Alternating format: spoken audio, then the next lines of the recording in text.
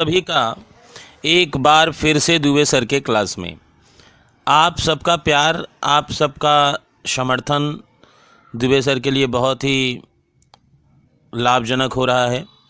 और वीडियोस के कमेंट और जो व्यूज़ आ रहे हैं, इससे बहुत ही मन को हार्दिक प्रसन्नता मिल रही है।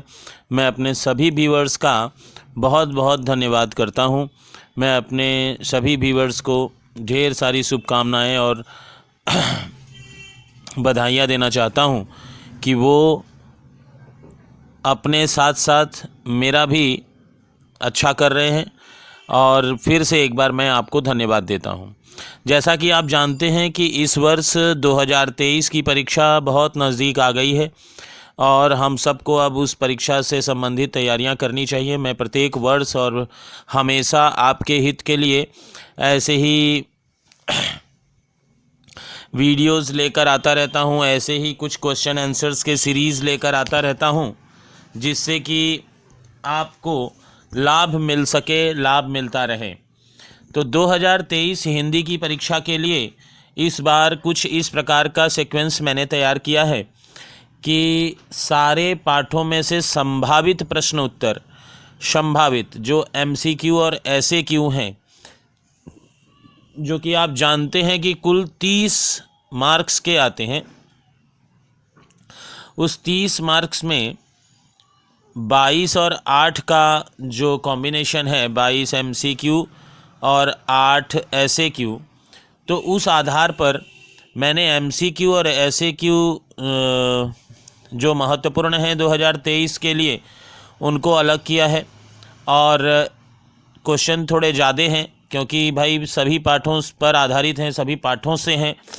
तो जितने भी प्रत्येक पार्ट से 3, 4 या फिर 1, 2 जो भी क्वेश्चन मिले हैं, उन सबको मैंने एक जगह संगठित करके आपको देने का प्रयास किया है।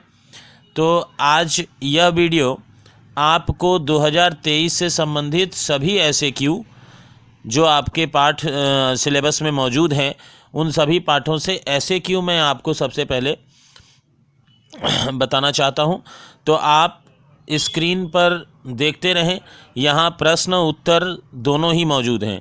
जैसा कि आप जानते हैं कि यह कोई कॉमेडी या फिर किसी अन्य प्रकार का वीडियो नहीं है, एजुकेशनल वीडियो है। तो थोड़ा विलम्ब होगा, थोड़ा लंबा चलेगा, क्योंकि इससे आपको अपना प्रश्न उत्तर सही करना है, अपना एजुकेशन देखना है। तो इसलिए बने रहें। बहुत सारे प्रश्न हैं, जल्दी जल्दी हम लोग इसको कंप्लीट करने की कोशिश करते हैं। आप सबको फिर से एक बार धन्यवाद देते हुए मैं दुबे सर अपना क्लास चालू कर रहा हूं। तो यहाँ पर आप स्क्रीन पर देख पा रहे हैं कि सबसे पहला प्रश्न है, मनुष्य किसकी इच्छा से जी रहा है, स्पष्ट कीजिए। तो मनुष्य इतिहास विधाता या दूसरों की इच्छा से जी रहा है। दूसरा प्रश्न है, इस गिरिकूट विहारी का नाम क्या है, यह पंक्ति किसको संकेतित है। तो इस गिरिकूट विहारी, गिरिकूट पर्वतों को कूट कर जहाँ तहाँ उगने वाले वृक्ष के बारे में कहा गया है, जो कि कुटज है। उत्तर यहाँ साफ लिखा हुआ है। साथ ही साथ मैं पाठ से संबंधित कुछ विवरण आपको प्रस्तुत कर रहा हूँ। मैं एक बात और आपसे कहना चाहता हूँ कि मैं जो यहाँ आंसर दे रहा हूँ, यह एक सीमित और टेम्पलेट्स बनाए गए हैं जो कि आप तक पहुंचाने हैं, तो उसमें एक सीमित दायरा है। और मैं बता देना चाहता हूं कि विवरण मेरे सुनते रहें, डिस्क्रिप्शन अच्छी तरह से सुने जो कुछ भी मैं बता रहा हूं। और आप इससे भी बेहतर अगर कुछ सोचकर लिखना चाहते हैं, मैं आंसर आप तक पहुंचा रहा हूं, लेकिन उसको सजाकर लिखने में अगर आप इससे भी बेहतर कर सकते हैं तो वो आपका बेनिफिट होगा। और आप ऐसा करेंगे तो इसमें कोई आपत्ति नहीं है और इसमें कोई भी बुराई नहीं है। तो चलिए, सिर्फ जी ही नहीं रहे हैं, हंस भी रहे हैं, यह पंक्ति किसको संबोधित है। यह पंक्ति कुटज को संबोधित करके लिखी गई है। जीता है और शान से जीता है, यह पंक्ति किसको संकेतित है। यह पंक्ति कुटज को संकेतित है। कुटज केवल अपने स्वार्थ के लिए नहीं जीता, इसलिए वह अपराजेय होकर शान से जीता है। द्विवेदी जी के अनुसार, हजारी प्रसाद द्विवेदी जी के अनुसार, सुखी कौन है, दुखी कौन है।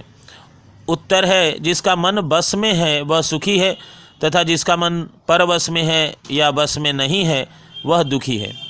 शिवालिक कहाँ स्थित है?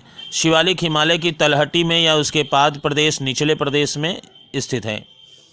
शोभा निकेतन किसे कहा गया है? किसने ऐसा कहा है? तो उत्तर है कुटज निबंध में पर्वतों को शोभा निकेतन कहा गया है। ऐसा कुटज पाठ के लेखक आचार्य हजारी प्रसाद द्विवेदी जी ने कहा है। याज्ञवल्क कौन थे? बहुत बड़े ब्रह्मवादी ऋषि थे। इनका भी जिक्र कुटज पाठ में ही हुआ है। याज्ञवल्क ने क्या कहा था? याज्ञवल्क ने बड़े ही धक्का मार ढंग से उन्होंने कहा था कि जहाँ कहीं भी प्रेम है वह स्वार्थ से लिप्त है, सब मतलब के लिए है, यानी स्वार्थी हैं। सिर्फ पहाड़े पढ़कर ही काम नहीं चलने का कथन का वक्ता कौन है?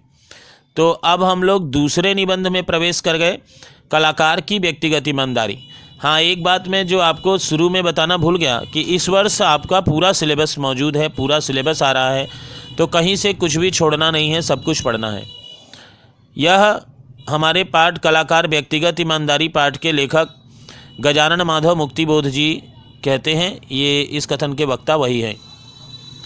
जरा इत्मीनान से काम लो कौन किसको कहता है? यशराज लेखक मुक्तिबोध से कहते हैं। निःसंदेह मुझे पराजित होना पड़ा। यहाँ मुझे शब्द किसको संकेतित है? यहाँ मुझे शब्द लेखक गजानन माधव मुक्तिबोध जी को संकेतित है। जरा इत्मीनान से काम लो कौन किसको कहता है, यह भी उत्तर मैंने आपको दिया, डबल टेम्पलेट हो गया था। यशराज ने कौन सी डिग्रियां प्राप्त की हैं?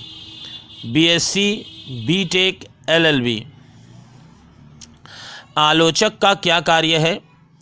किसी रचना की अच्छाई या बुराई को सामने रखना ही आलोचक का कार्य है। लेकिन कल हो ही गई, क्या हो गई? बहस हो गई लेखक और यशराज के बीच। लेखक गजानन माधव मुक्तिबोध और उनके मित्र यशराज जो बीए, एलएलबी, बीटेक है, उनके बीच। मुझ पर वज्रपात हो गया। किस पर वज्रपात हो गया और क्यों? जब डायरी सुनने के बाद यशराज ने यह कहा कि यह डायरी एकदम फ्रॉड है, तो मानो लेखक पर वज्रपात सा हो गया। भारतीय संस्कृति का यह संदेश है। भारतीय संस्कृति का क्या संदेश देती है? भारतीय संस्कृति हमें क्या संदेश देती है? उत्तर है भारतीय संस्कृति यह संदेश देती है कि मैं अर्थात अहंकार को नष्ट कर दो, मैं को नष्ट करो। किसके चेहरे पर हमेशा शनिचरी छाई रहती है? यशराज के चेहरे। लेखक गजानन माधव मुक्तिबोध जी के मित्र, जिसको उन्होंने डायरी पर प्रतिक्रिया देने के लिए चुना था, उनके चेहरे पर हमेशा शनिचरी छाई रहती है। वे एक एक्टर हैं, नट हैं। एक्टर या नट किसे कहा गया है और क्यों? नई कविता के कवियों को, क्योंकि यशराज का कहना है कि जो कवि कविता में लंबी चौड़ी हाँकते हैं, अपने को मसीहा या क्रांतिकारी सिद्ध करने की कोशिश करते हैं, वो एक्टर या नट के समान हैं। हरिराम ने निज व्यय से कौन सी दुकान खोली? हरिराम द्वारा खोली गई दुकान का नाम मातृ भंडार है, उसमें स्वदेशी चीज़ें मिलती हैं। रामचंद्र शुक्ल ने किसे बंग महिला के नाम से संबोधित किया? आचार्य रामचंद्र शुक्ल ने राजेंद्र बाला घोष जी को बंग महिला के नाम से संबोधित किया। बाबू श्री राम और हरिराम में क्या संबंध है? बाबू श्री राम और हरिराम में भाई का संबंध है। भाई और बहन के क्या नाम थे? तो यहाँ पर भाई बहन के नाम आप देख रहे हैं, श्री राम, हरिराम जिसको हम लोग साहब कहते हैं, और सुंदरदेई जिसे हम सुंदरिया कहते हैं। दूसरा देश कैसा, यह कौन कहता है और क्यों कहता है? यह भाई बहन कहानी का पात्र साहब कहता है, क्योंकि वह यह समझता है कि यह तो उसने अपने ही देश में अपने ही मोहल्ले के राम दीन बिसाती से खरीदा है, फिर भैया दूसरा देश कैसे कह रहे हैं, इसीलिए यह बात कही गई है। भाई और बहन कहानी में अपने देश के कारीगर भूखे क्यों रह जाते हैं? उत्तर, देसी वस्तुओं को न खरीदकर विदेशी वस्तुओं को खरीदने से हमारे देश के कुम्हार और कारीगर भूखे रह जाते हैं, जो भाई बहन कहानी का मूल उद्देश्य है समझाना। ईश्वरी किस प्रकृति का था? ईश्वरी मेहनती और जहीन था। कौन प्रकृति से विलासी और ऐश्वर्य प्रिय था? जमींदार का लड़का ईश्वरी प्रकृति से विलासी और ऐश्वर्य प्रिय था। दफ्तर में घुस तो पावत नहीं, उस पर इत्ता मिजाज कौन किसको कहता है? नशा कहानी के अंत में मुरादाबाद से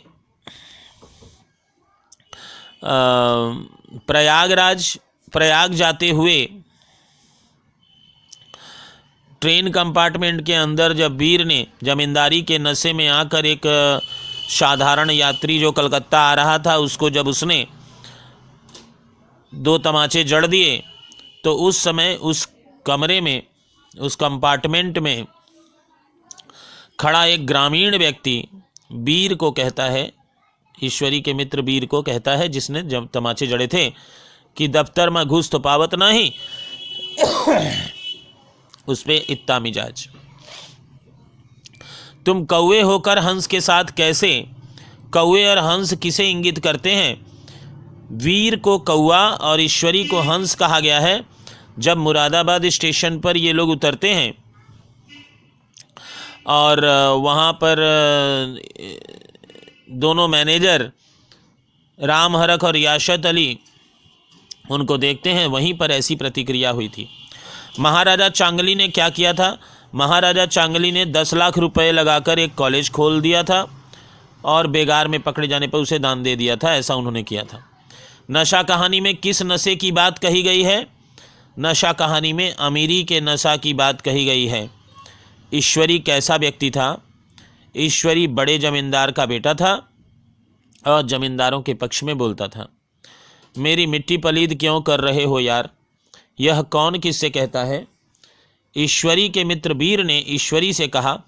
जब ईश्वरी बढ़ चढ़कर वीर के बारे में अपने घर पर बताने लगा या अपने घर के लोगों से बताने लगा, तब वीर ने ऐसा कहा था कि मेरी मिट्टी पलीद क्यों कर रहे हो।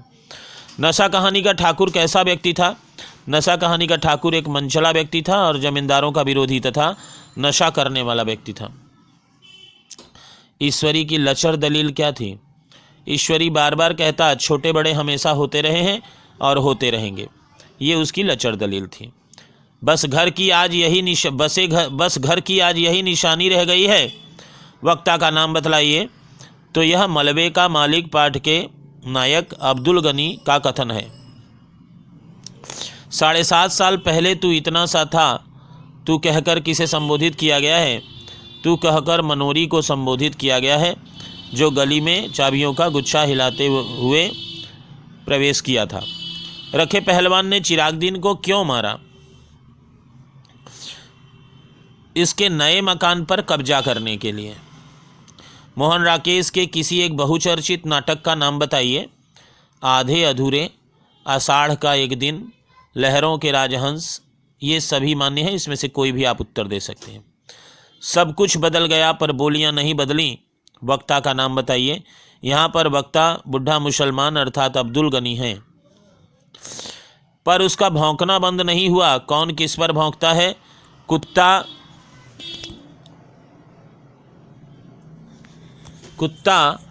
कौवा पर भौंकता है। रखा कौन था? रखा एक पहलवान था जिसने गनी के हिंदुस्तान में बसे परिवार को मार डाला था। यह घटना अमृतसर के बाजार बादशाह की थी। आप उत्तर देंगे।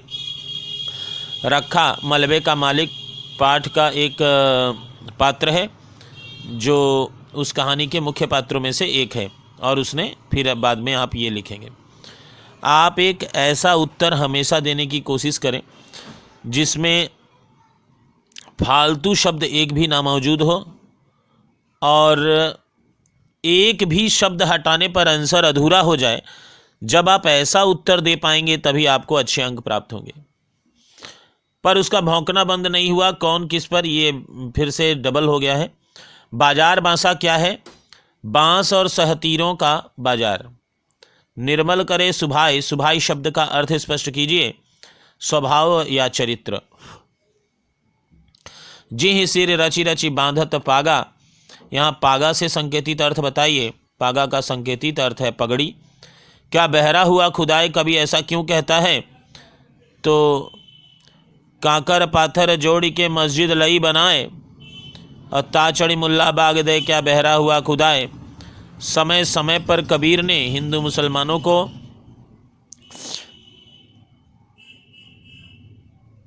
ढकोसलावादी प्रवृत्ति छोड़ने के लिए उन्होंने हमेशा उनको दुत्कारा है, उनको सीख देते रहे हैं।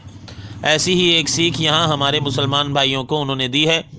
और ऐसा वो कहते हैं, कभी बाह्यचार व पाखंड के विरोधी हैं, इसीलिए वो ऐसा करने के लिए मना करते हैं। दुन्यो बूढ़े धार में चढ़ी पाथर की नाव। दुन्य शब्द किन्हें इंगित करता है? दुन्यो शब्द गुरु शिष्य को इंगित करता है। बूंद और समुद्र किसके प्रतीक हैं? बूंद समानी समद में शोकत हेरी जाए, तो यहाँ बूंद आत्मा का तथा समुद्र परमात्मा का प्रतीक है। निंदक नियरे राखिए आंगन कुटी बधाई। इस पंक्ति का अभिप्राय बताइए। इस पंक्ति का अभिप्राय यह है कि जो व्यक्ति हमारी निंदा करते हैं उन्हें अपने पास सम्मानपूर्वक रखना चाहिए। जल में कुंभ, कुंभ में जल है। कुंभ किसे कहा गया है? कुंभ अर्थात घड़ा, जो शरीर को इंगित करता है। त्रिगुण से कवि क्या कहना चाहते हैं? माया अपने हाथों में त्रिगुण फांस, सतोगुण तमोगुण रजोगुण रूपी फंदा लेकर अपनी मीठी बाणी से सबको अपने फेटे में लेती है। इसीलिए यहाँ पर ऐसा कहा गया है। कुपथ निवारी सुपंथ चलावा। कौन सुपंथ चलाता है?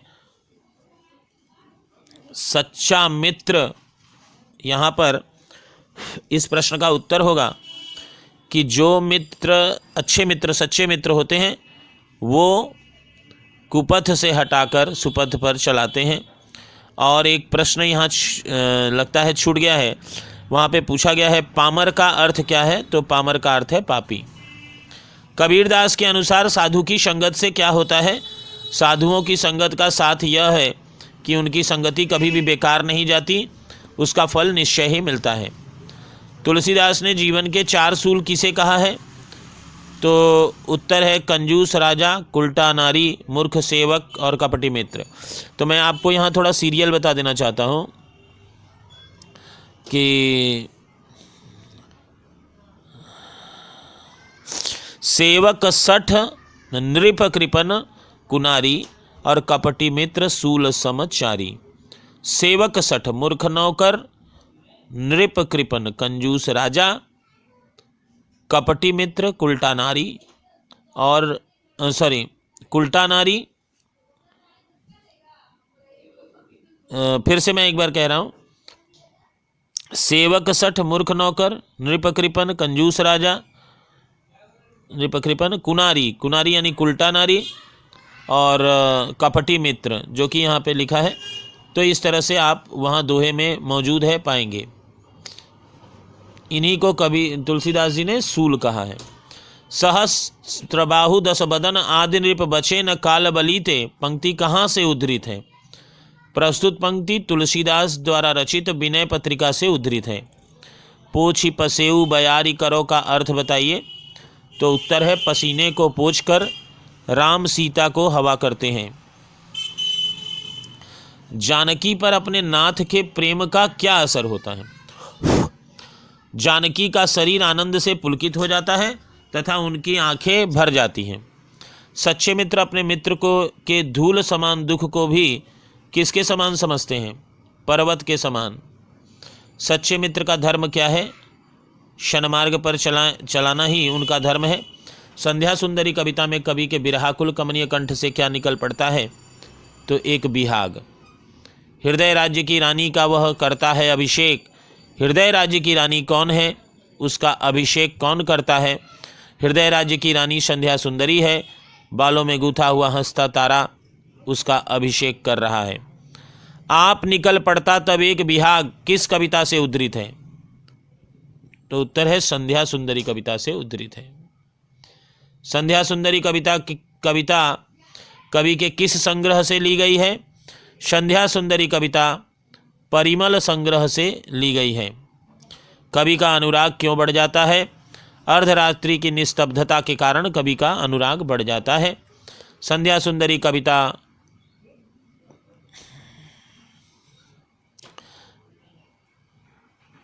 कवि ने संध्या सुंदरी को क्या कहा है? परी। किसके अधर मधुर मधुर हैं?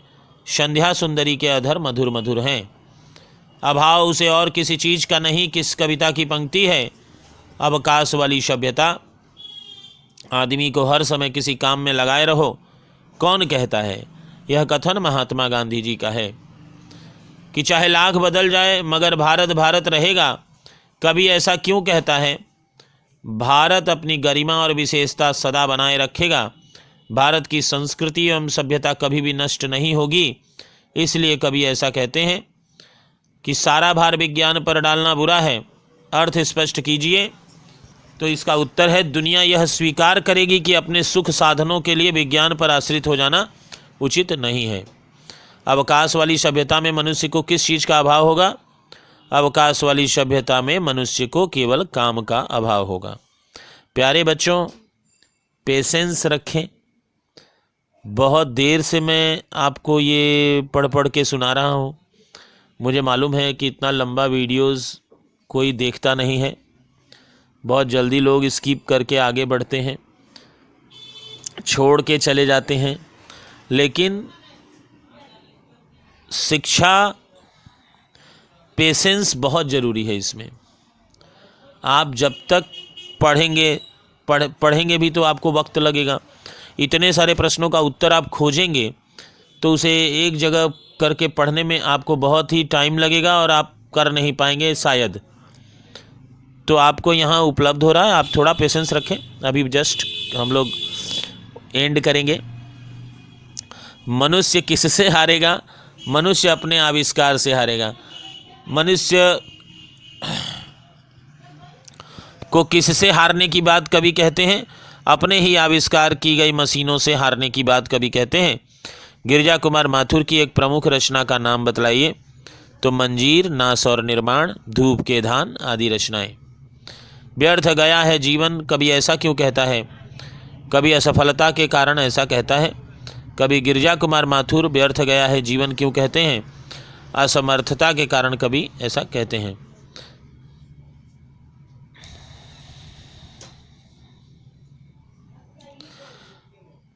यहाँ पर वही प्रश्न दोबारा रिपीट हुआ है और एक नीचे में क्वेश्चन है जिसे आपको पढ़ लेना चाहिए। आधी सांस लेती है, कौन आधी सांस लेती है? तो देह आधी सांस लेती है। मुझे डर लगता है हर तेज घड़ी की आवाज़ में।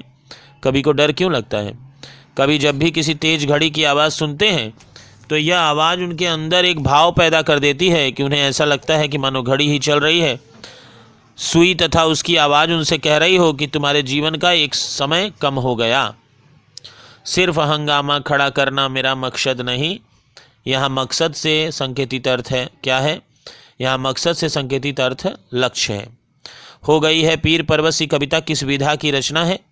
हो गई है पीर परवसी कविता गज़ल की एक लोकप्रिय गज़ल विधा की रचना है, जो एक लोकप्रिय साहित्यिक विधा है। हो कहीं भी आग लेकिन आग जलनी चाहिए, यहाँ आग से संकेतित अर्थ बताइए। तो प्रस्तुत शेर के माध्यम से दुष्यंत कुमार लोगों से यह कहना चाहते हैं कि बदलाव लाने, भ्रष्टाचार मिटाने तथा उसे सड़ी गली व्यवस्था के खिलाफ एक आग लोगों के दिलों में जलती रहनी चाहिए, चाहे वे किसी भी जाति, धर्म या स्थान के हों। इस हिमालय से कोई गंगा निकलनी चाहिए से क्या अभिप्राय है? दुष्यंत कुमार भारतवर्ष में व्यवस्था परिवर्तन की आकांक्षा रखते हैं।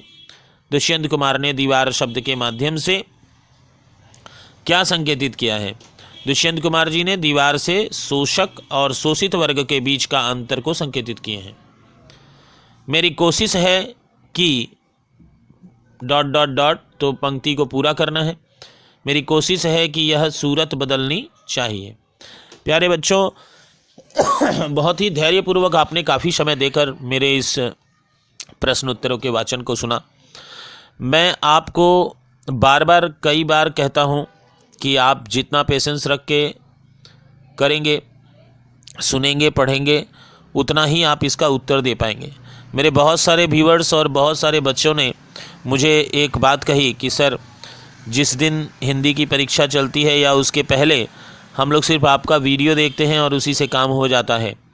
तो ये बात काफ़ी अच्छा लगता है कि भाई इतना मेहनत करके जो कुछ तैयार किया जाता है इसमें काफ़ी समय लगता है, जीवन व्यस्त है, उसके बीच में से यह सब कुछ तैयार करके फिर आप तक पहुंचाना थोड़ा वक्त लग जाता है, इसलिए वीडियोस काफ़ी लंबे लंबे समय बाद आते हैं।